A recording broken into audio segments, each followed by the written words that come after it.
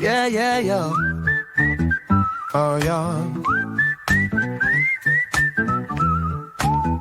Got question Chase, has got the facts, talking NFL numbers, he's got your back. A little chart trend ball, man, he's got it like that.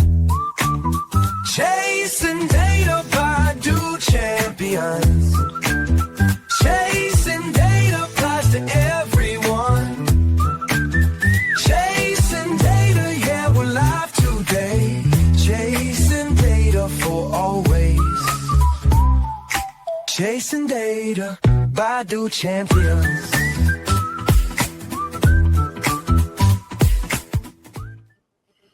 What's up, and welcome to the second week of the off-season power rankings. If you're new to this, we are deep diving with all 32 teams, starting at 32, working our way all the way up to number 1 as we go through the off-season. These power rankings are flexible. They can be moved. Teams can go up and down as the off-season progresses. But like I said, if you're new to this is all numbers-based. This is more ones and zeros than X's and O's.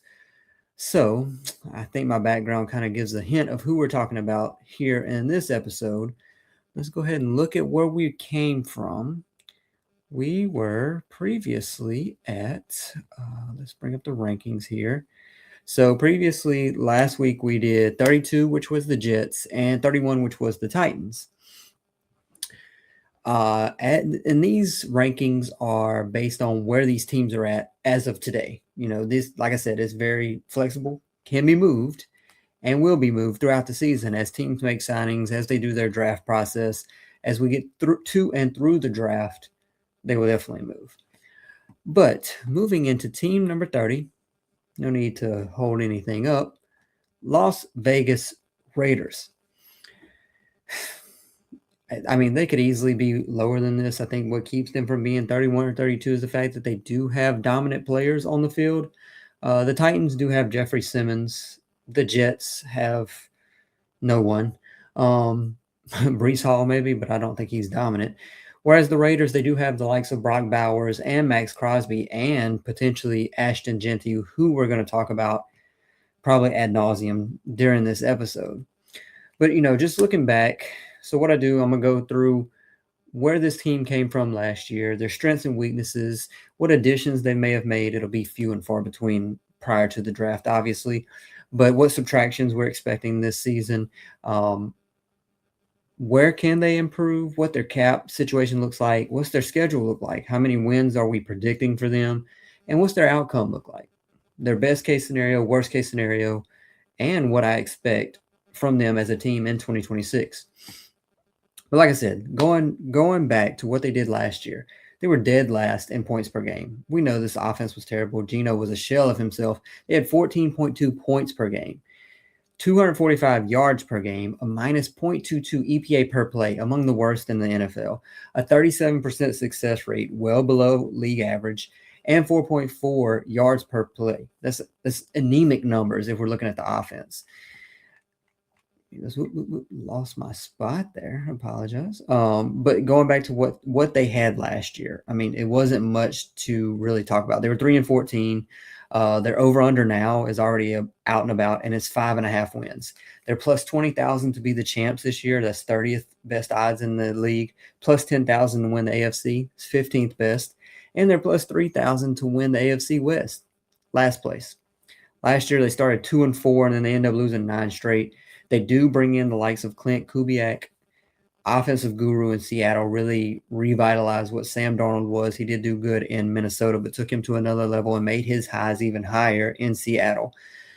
Last year, the Raiders were god-awful. They were 31st in EPA per play, like I said. Seattle was 14th. They were 28th in EPA per pass, where Seattle was 8th. And they were dead last in EPA per rush 2 years in a row now. Seattle was 25th. So see what we can do with the run game. But the last playoff win by the Raiders franchise was all the way back in 2003.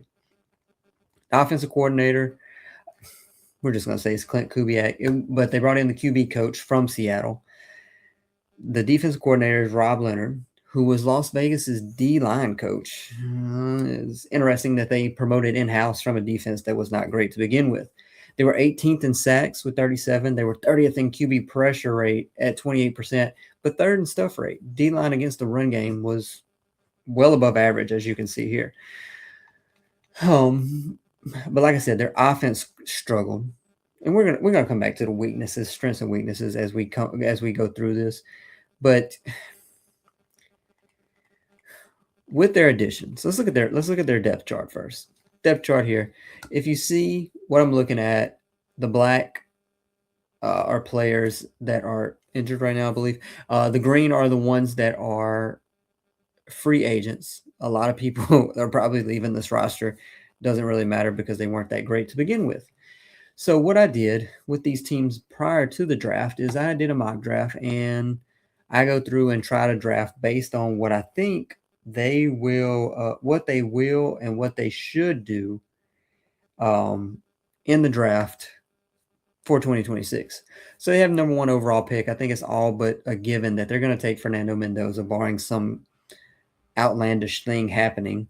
Mendoza, like I said, is expected to be number 1 by the Raiders. He entered the 2025 season already projected to be a first rounder, but him leading the Hoosiers to a national championship, he played his way to the top of every board, pretty much. I mean, he's the one quarterback that's a first-round talent, probably. I know Ty Simpson could possibly go in the first round, but that's because there's really no other quarterbacks to choose from. Even if his physical traits don't really wow you, Mendoza has the awareness and accuracy and intangibles that make him an easy quarterback to bet on and appreciate. So we know they're taking him at 1. In the second round, Colton Hood, cornerback. I mean, they have a lot of issues on this team, and we're going to get into their strengths and weaknesses, but we're going straight into the draft first. Hood checks boxes for his size, his speed, his physicality, and catch point skills. I mean, his weakness is that he's developing on route anticipation from off coverage, but he plays sticky man-to-man, so, I mean, that kind of covers up his flaws at times, and can do well as a run defender. He had an up-and-down Senior Bowl, but I still think he could go potentially in the first round. We will see. Then with their third pick, I have them taking another wide receiver, Chris Bell. I don't know if he's going to make it to 67, but assuming that he does, like he did in this mock draft, the wide receiver out of Louisville, I mean, he passes the eye test easily with his size and acceleration, and he displays the versatility to be both a bully possession target and a run-after-catch weapon. The ACL injury is maybe what makes him drop this far, but I don't think it's going to happen. He was probably about 20, 30 spots higher than this prior to that ACL. but I still think he goes up higher. I mean, these players return sooner and sooner from these types of injuries. Going forward, I'm just going to gloss over these, having them taking interior offensive lineman at 102, another cornerback. We know the offensive line was an issue. We're going to go back through all these strengths and weaknesses. Safety at 134, edge player. I mean, they have so many needs that it's kind of hard to be like, oh, you're wasting too much draft capital on this one area. But that's the draft. I mean, everybody has the mock draft. Let's go back to their current makeup of their roster. And like I said, we talked about their offense and how putrid it was. Geno Smith, 67% completion rate, 200 yards per game, but that was mostly due to the fact that he was playing from behind. 6.8 yards per attempt, well below league average. 0.06 EPA per play. Surprising that it was positive, to be honest with you. His 17 interceptions and his ability to push the ball downfield really hampered this offense all season. It was that game against the Chargers, I believe, on Monday Night Football early in the season, where he was like 0 for 10 or 11 on passes that were 10-plus air yards. It was like the most in NGS history. And then he had 2 or 3 interceptions in that same game. I mean, it was just a lot of terrible gameplay, and it just continued to spiral as the season went on. You could say Ashton Jeanty is a bright spot on this offense. Yes and no. He had 1,300 total yards, over 300 touches, 10 touchdowns. 3.2 yards after contact per touch. I mean, he still had that elite ability to stay upright on all these carries. He's definitely going to be a focal point in the offense going forward. We know that. We know what Ashton Jeanty could be based on what he did in during his time at Boise State. I mean, let's see. Their weaponry to continue. Brock Bowers. We know what Brock Bowers could be. He only appeared in 12 games last year, started only 8, still put up a 64, 680, and 7 touchdown stat line. His receiving EPA was higher in those 12 games last year than the 17 in the year prior. I mean, this guy is a top 5 tight end already. You could argue that he's even better than that. I just want to see what he's going to do once he has a quarterback. Ashton Jeanty, he was below 1,000, right below 1,000 yards on the ground at 975, which was good for 18th. He did, however, just have 3.8 yards per carry. We know how many times he was hit in the backfield. He had a minus 69 rush EPA, so the advanced numbers do not favor him too much. 32% success rate out of all qualifying running backs, which were around 38 running backs. And that's the worst. And you can't say, oh, he faced a stacked box, because he faced the stacked box at just 16% of the time, which is 43rd lowest in the NFL. So there was 44 qualifying running backs. But on the bright side, going back to what he was able to do, he did break the team record, the franchise record for total scrimmage yards by a rookie that was held by Josh Jacobs. And he also became just the second running back to have the second rookie to have 10 or more touchdowns in their rookie season for the Raiders. When you look at the weaknesses on this team, you have Geno Smith. We already talked about him. There's no need to go on about this because we know what he's not going to be the starter. They're taking Mendoza. And when you look at their win rates on the line, as far as pass block win rate, they were 22nd. So the offensive line was not good against holding up against the pass. In their run block win rate, they were also 22nd. So, I mean, Jeanty didn't really have a leg to stand on for the majority of the time.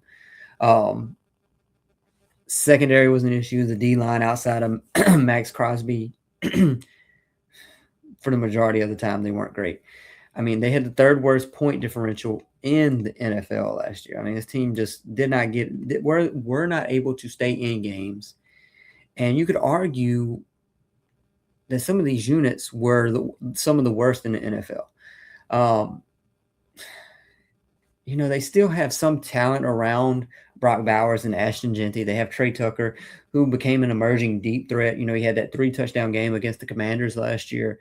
It was like the most touchdowns versus zone coverage in like the last 3 or 4 years, something like that. They did trade away Jacoby Myers, who went and played amazingly in Jacksonville. The offensive line was such a weakness, though. They allowed 3.8 sacks per game, 64 on the season, which was the same number that the Denver Broncos had as far as defensive sacks that led the NFL.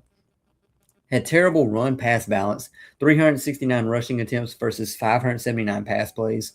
Again, that was due to them being so far behind. I'm sure, Brian, I'm sure. Offensive line was just another weakness. There's a ton of weaknesses on these low-ranked teams. The defense, you could argue, was potentially the worst in the NFL.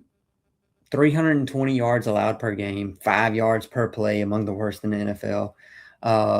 They kind of broke even versus overall, but against the pass, their numbers against, I mean, they were amongst the worst or the worst against the pass as far as EPA allowed per pass all season, and they ended up finishing 10th. They did bounce back towards the end, but this defense was terrible.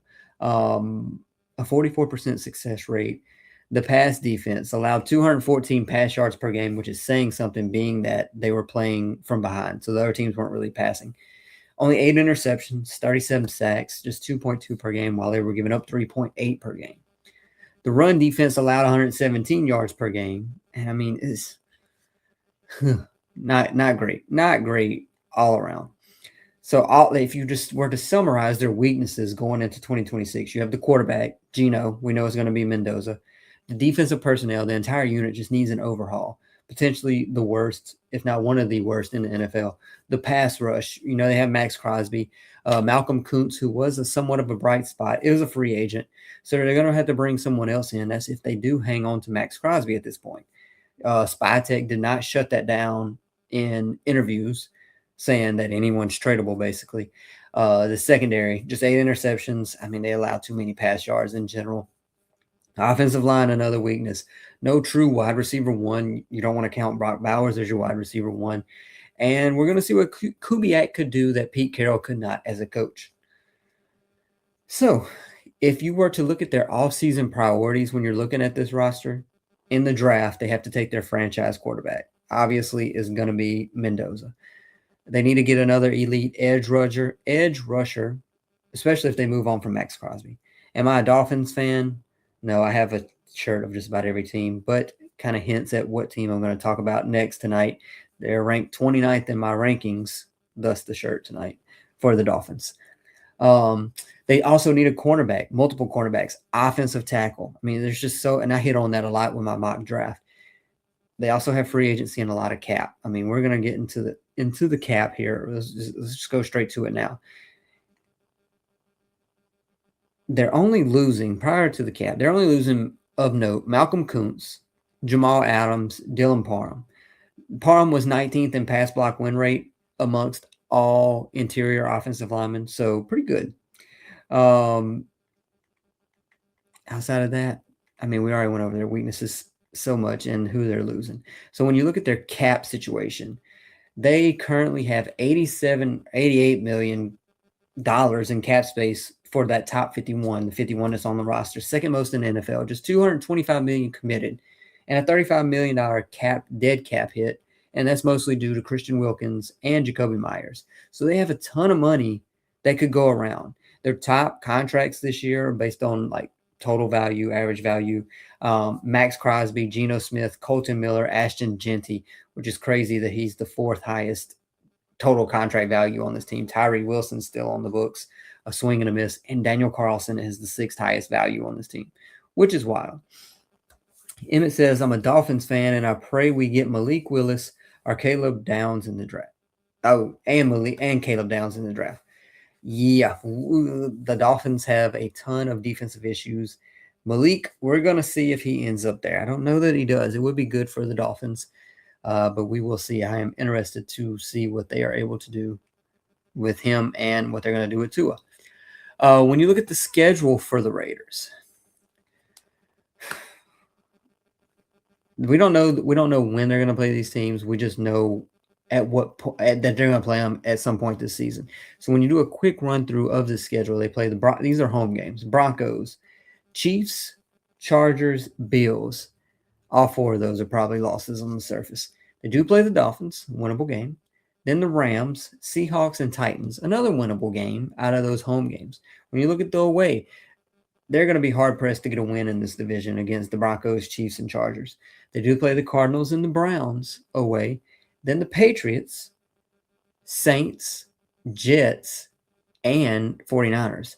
So if Mendoza is able to come in here and put up, a good show and show that he's able to do some things on this with this offense, we could see something potentially semi good. Sometimes you get these quarterbacks in the first year and they succeed well beyond what we expect. Even though he's going to be the number one quarterback, their draft this year, going back to their draft, they currently have the second highest draft capital based on the Harvard Sports Analysis Collective. It takes into consideration what picks they have and where at in the draft, and they're second highest only behind the Jets, and with the quantity of picks that they have. One last thing, where is it at? Did I have it? I thought I had it on here, but I don't. So I have them. That's roughly 5-6 wins. When you look at the sports books and do they have any good odds for anyone? Currently, MVP favorite is Mendoza at plus 40,000. Offensive Player of the Year is Genty at plus 4,000.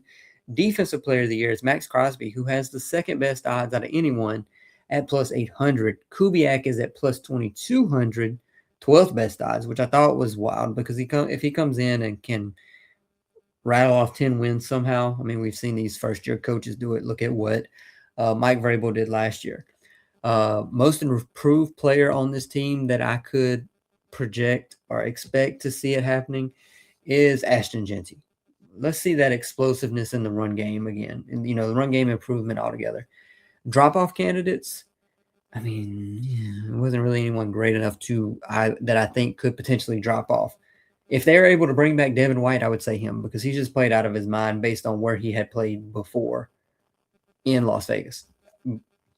X factors, I try to stay away from the quarterback or the coach, but I mean, honestly, I think it's Mendoza and Kubiak and how they're going to gel in this offense and what can they do to just take a step forward for once, try to get the ball rolling into a positive manner for Las Vegas in the years to come. We don't expect them to win the division next year. We don't even expect them to compete for a wild card.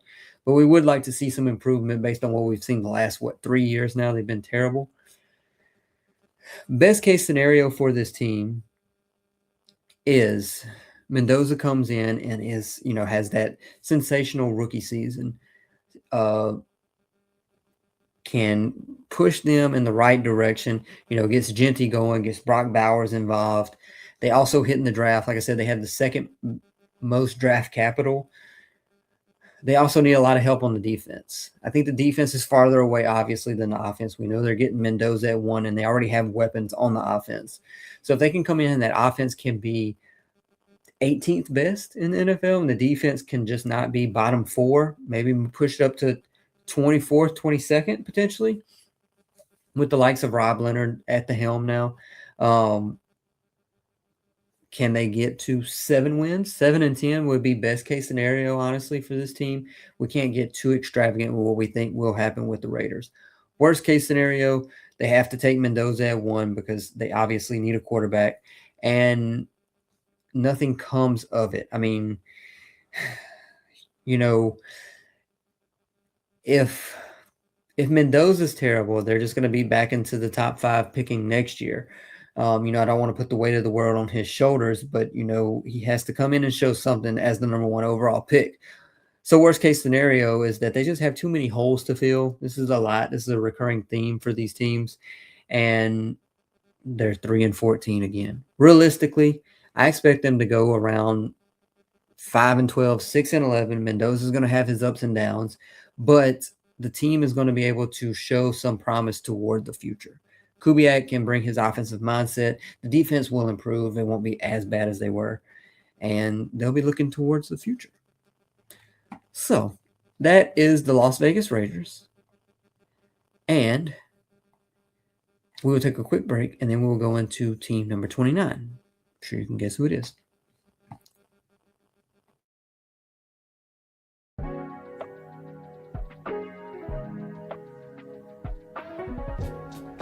For the best Italian food in Western New York, Elliot Apollo's. Call 716-825-3675. The Lardon Construction Group. Fubo TV, the official streaming service of Do Champions. FanDuel, the official sportsbook of Do Champions. For all your summertime needs, beauty pools, as well as kayak pools. CX Chronicles, your total customer solutions focused manager. W.GG, the official energy drink of Do Champions. Hey, Sons of Erie, our artwork looks better on your walls. Hamburg Brewing, please visit our tap room on Boston State Road, Hamburg, New York. And finally, Fat Boy Surf Club for all your surfing needs.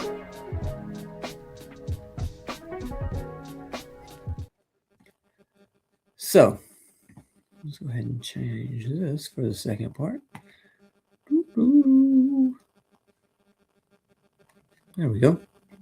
That's more like it.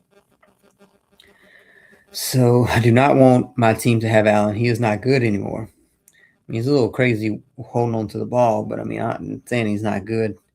Maybe a slight stretch, but to each their own opinion. So, we've done 3 teams.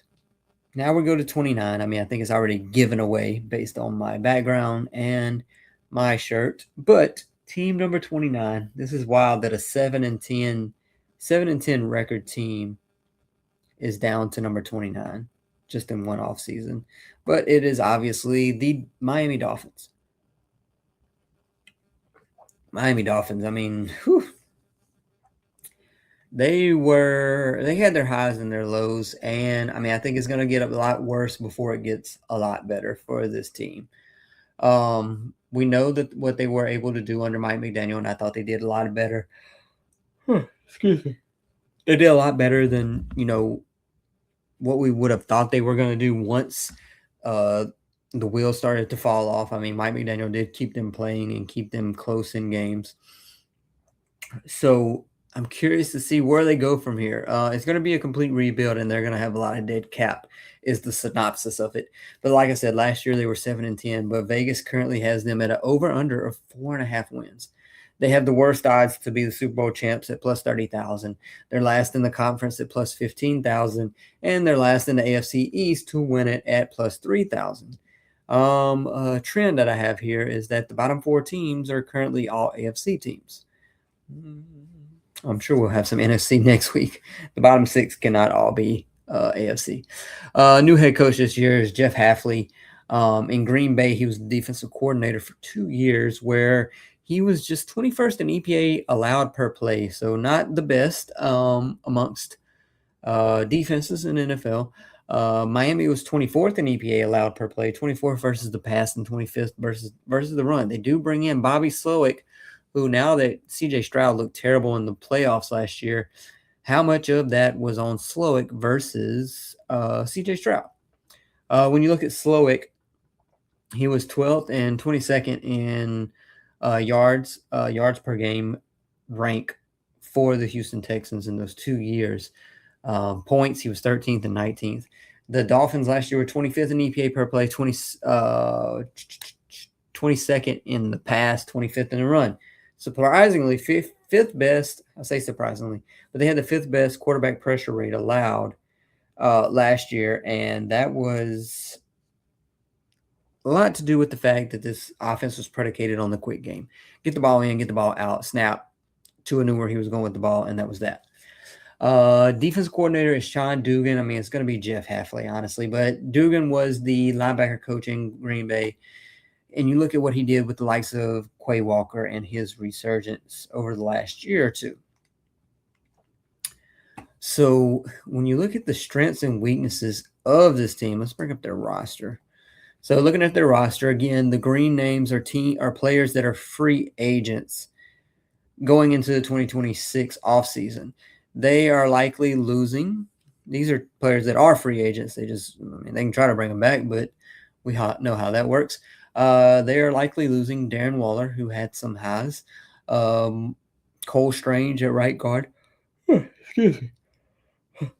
Tyreek Hill is already out. They released him. He's out. He was coming back from injury. Anyways, they are also losing Ashton Davis.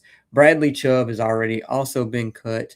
I thought that said Jalen Phillips, but that says Jordan Phillips. My bad.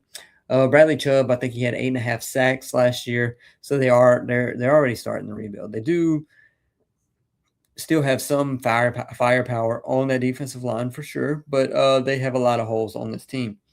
The strengths on this team would be the likes of Jalen Waddle and Devon Achane. I mean, these two, I mean, you could get better, but they were pretty good. I mean, not the greatest, but I mean, Achane's a top 5 running back, arguably. Jalen Waddle accounted for 43% of the Dolphins' air yards last year, and no other player had more than 15%. I mean, it jumped up to 51% after week 5 whenever Tyreek Hill was injured. Achane, his numbers have just gotten better each year. He went from 800 to 907 to 1350 rush yards in 2025. His yards per carry got higher and higher. He had a rush EPA that improved as the season went on. I mean, he was such a weapon out of the backfield as well. The front four on the defensive side, let's go back to Aaron Brewer. Aaron Brewer, 9th best interior offensive lineman as far as pass block win rate in the NFL. Front four, I thought was great, but everything was 16th or worse. So, I mean, they have to do some things to make it better, but they could, I do believe. We're going to see what they can do as all my notes disappeared. That's interesting. Very good. Well, we'll just talk about everything on the fly now. The weaknesses for this team. Boy, did they have some weaknesses. They are losing a quarterback. They don't have a quarterback now. You don't want to go with Quinn Ewers. Why is this not coming up? Whatever. You don't want to go with Quinn Ewers. He had limited time last year, and it was not the best as far as quarterback play goes. They're losing Tyreek Hill. They're losing their weapons. What is this? Let's see. Try one more thing. Let's just get out of it altogether. They're losing their weapons. Their offensive line, you can say it was good, but I mean, a lot of that was predicated on the fact that the offense ran through Mike McDaniel and what he knew to do to get the most out of it. Now that they're going to be moving at a slower pace, probably with Bobby Slowick, it's not as much of a quick game as what they had with Tua and Mike McDaniel. I'm interested to see how it's going to work and what they're going to do with quarterback.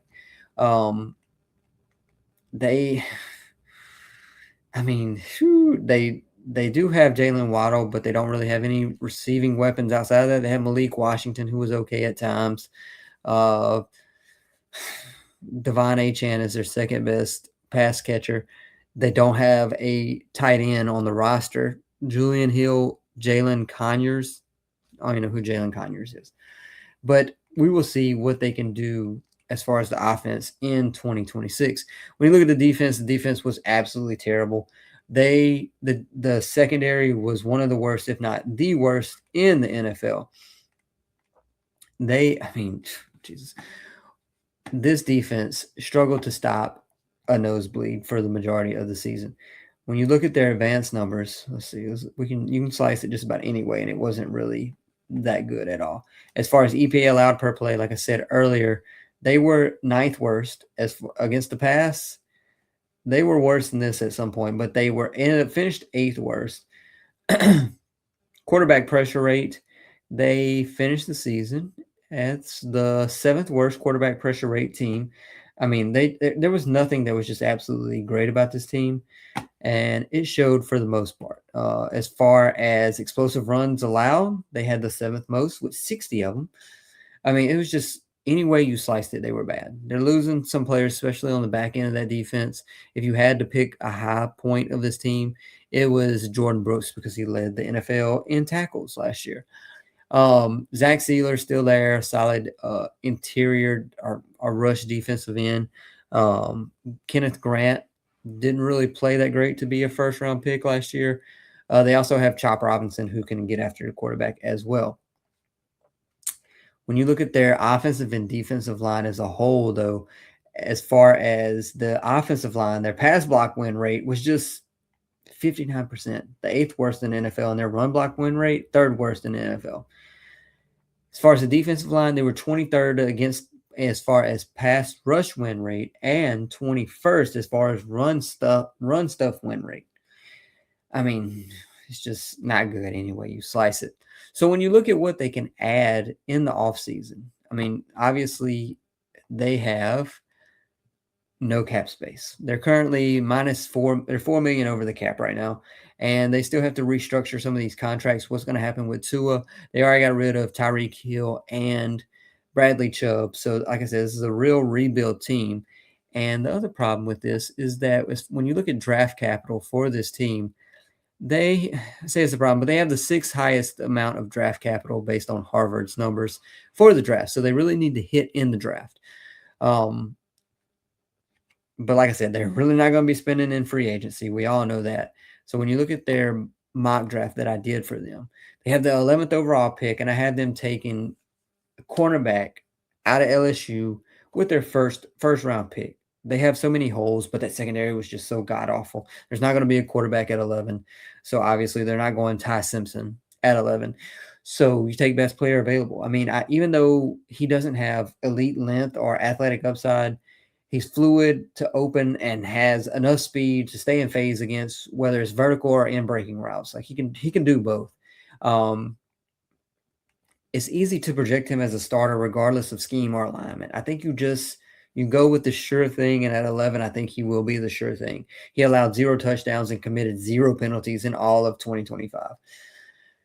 In the second round at 43, they do need wide receiver help, like I spoke on earlier. I have them taking Omar Cooper Jr. out of Indiana, the national champion. He has above average strength, athletic freak at times. I mean, and he's always competitive at the catch point. His run after catch skills will help separate him on draft day, honestly, is what I see from him. And they need someone to kind of replace that Tyreek role and what they had and what they're losing with him. Third round, AJ Hawsey, safety out of LSU. He is Mr. Gimme That in high school because of his high rate of turnovers that he caused. They need some turnover luck in 2026 if they're going to be in some of these games. 87th pick, offensive line. They got to replace some of these issues that they're having. Connor Lew out of Auburn. 90th overall pick, 3 picks later. Like I said, they don't have a tight end that anyone knows on this roster. So if they don't sign someone in free agency, what are they going to do? They have Max Clare, tight end out of Ohio State. I don't know if he's going to last to pick number 90. I mean, he's a solid athlete. And, I mean, we saw what these tight ends have done in the past year with Tyler Warren, Harold Fannin Jr., and Colston Loveland all coming in and being top 10 tight ends by the end of the season. With their 111th pick, I have Devin Moore, who is a top 100 talent on a lot of draft boards, and I got him at 111 in this. He's impressive as far as size, speed goes amongst his athletic counterparts. He didn't have the college career many expected, but again, the secondary was so terrible. You still want to give him, you don't want to get more throws at the dartboard with cornerback, in my opinion. And then I have it finishing up, taking another defensive lineman and taking a flyer on a quarterback. We saw what Brock Purdy did. Can they do something with Taylor Green out of Arkansas? So we'll see if those actually hit. As far as free agency, they have to rework this cap first before they can sign literally anyone. Because like I said, right now they're currently $4 million over, and they have $74 million in dead cap, and that's mostly due to Tyreek, Jalen Ramsey, Teron Armstead. I mean, this team is in cap hell. Their biggest contracts they still have a $212 million contract, average $53 million a year. And then they have the likes of Waddle at 28 on average salary. Zach Sealer is third at 21. Then you have Minka and not Bradley Chubb, sorry. Misspoke. Austin Jackson after that at $12 million. So when you get to the schedule of this team, like I said, we know the home games and the away games. We don't know when they play them. So when you do a very topical look, they play the Bills and the Patriots both twice. They're going to be hard-pressed to win any of those 4 games. Let's say they take one of the 4, though. Then they play the Jets twice. They could potentially win both of those. Other home games they have are against the Chiefs, the Chargers, the Bears, the Lions, and the Bengals. It's going to be hard to get any of those wins, potentially get a win against the Bengals. But when you go to their away schedule, they play the Raiders, potential win. Vikings, you never know what you're going to get out of them. The Packers, the Colts, who don't have a quarterback because Daniel Jones has a torn Achilles, the Broncos, and the Niners. So not the easiest schedule for the Miami Dolphins in 2026. So you could roughly see 5 or 6 wins off of that roster. I mean, off of that schedule right there. When you look at MVP odds, Quinn Ewers at plus 50,000 is their MVP favorite. Their most improved player, I mean, if they don't take a quarterback, probably has to be Quinn Ewers. But the defense as a whole, especially the secondary, it's the same issues that I've talked about time and again. They just have to improve as a unit, not as one player. Drop-off candidates, I mean, do they have anyone that could potentially drop off? Not necessarily. Achane, just because his usage was so high, potentially he takes a step back as far as what his numbers look like in 2025. And outside of that, I don't really see anyone. X factors, Jeff Hafley and this defense. Can he bring this defensive mindset that he brought from Boston College up to Green Bay and back down south now to Miami? Can he do something with this defense to make them the 20th best unit in the NFL? Outside of him, the DB room improvement, honestly, that's if we're ignoring the quarterback as far as X factors go. So as far as outlooks for this team, I mean, they have best case scenario. They're working through their cap woes no matter what. They somehow find a quarterback of the future, whether that's Quinn Ewers or take a day 3 pick potentially. I don't think they go above that with a quarterback. I mean, do they sign Malik Willis in free agency? They have to do some miracles as far as cap goes as of right now. And they could finish around 7-10 with a defense that looks young, that won't be great, but won't be such a detriment to this team. Achane is still great. They still have weapons between he and Jalen Waddle, and they're able to get to 7 wins again, but in a different way than what they've done in years past. Will this be the Hall of Fame game in August? What, Dolphins at Raiders? I have no idea. Raider Nation, good vibes only. You just missed it. If you want to hear my complete breakdown of the Raiders, go check it out on YouTube at King NFL Stats. It'll be up probably tomorrow. Worst case scenario for the Dolphins is they still don't have a quarterback, which I think is very realistic. They stay in cap hell. The defense is just too bad. They're trying to recover from the Mike McDaniel era, and they go from 7 wins down to like 4 or so. But my realistic expectation for this team is that Hafley can improve the defense somewhat. They get a quarterback to build around.